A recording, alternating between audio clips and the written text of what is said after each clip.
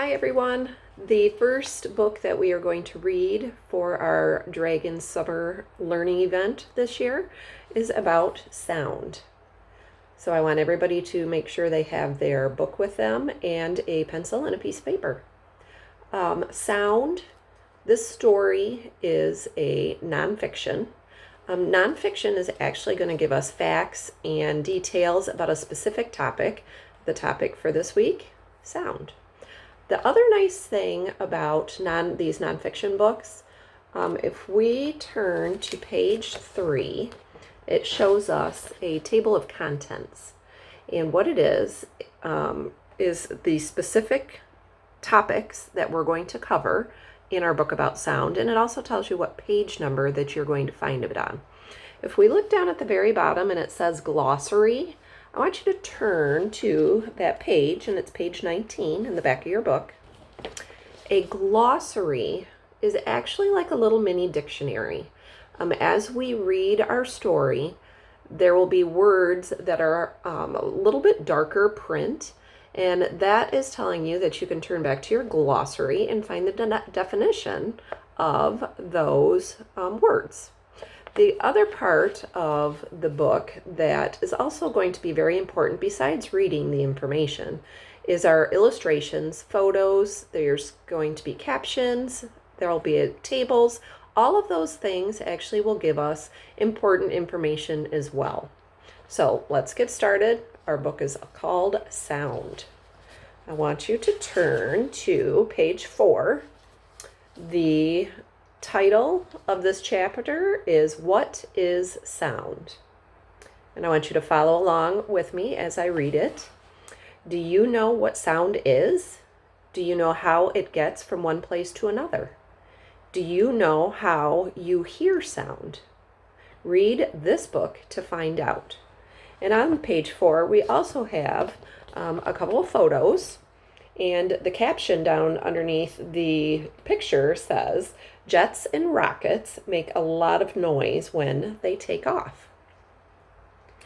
Looking at page 5, there's also photos at the top of the page.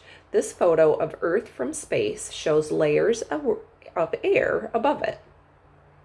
A thin layer of air surrounds Earth.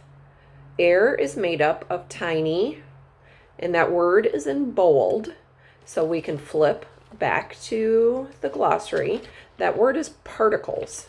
So if we look back at the glossary, the definition of particles is tiny portions of matter.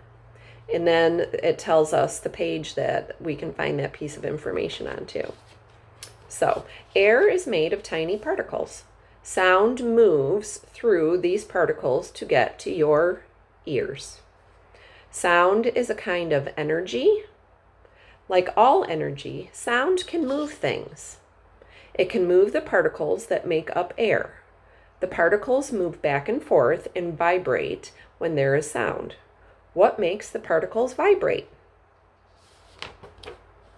And on that page, there were, besides the word particles, there was 2 other words that were in bold that you can flip back to the glossary and find out the meaning of them if you're not sure what it is.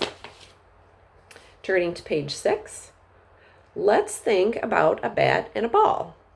If you hit a ball with a bat, they will vibrate.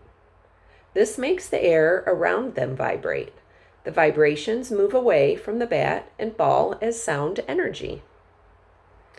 There is a illustration, and then the caption is, air vibrates after a bat hits a ball.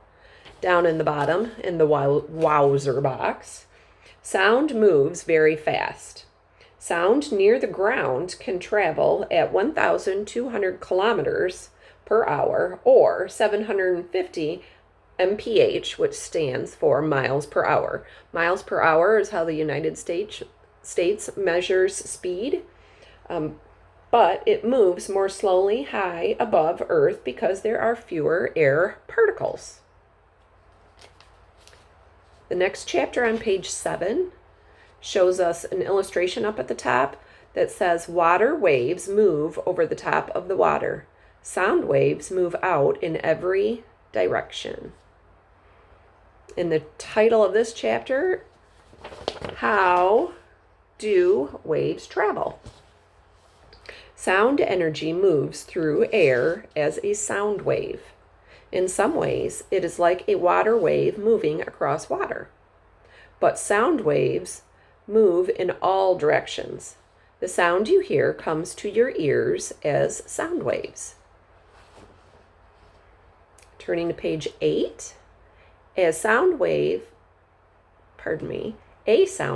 has two parts. One part has air particles packed closely together. The other part has air particles spread out. One part of the wave always follows the other part in a regular way. Different kinds of sounds make waves that look different. And in the illustration, the girl, it says, loud sounds move more particles. So she's blowing a horn, which is going to be a louder sound. The illustration underneath it is a bumblebee, which makes a softer sound. And it says, soft sounds move fewer particles. We are going to stop right there. One question I would like you to respond to in your Google Classroom is, how fast does sound move? I want you to go back into your book, find the answer, how fast does sound move, and I would like you to respond to that question in your Google Classroom.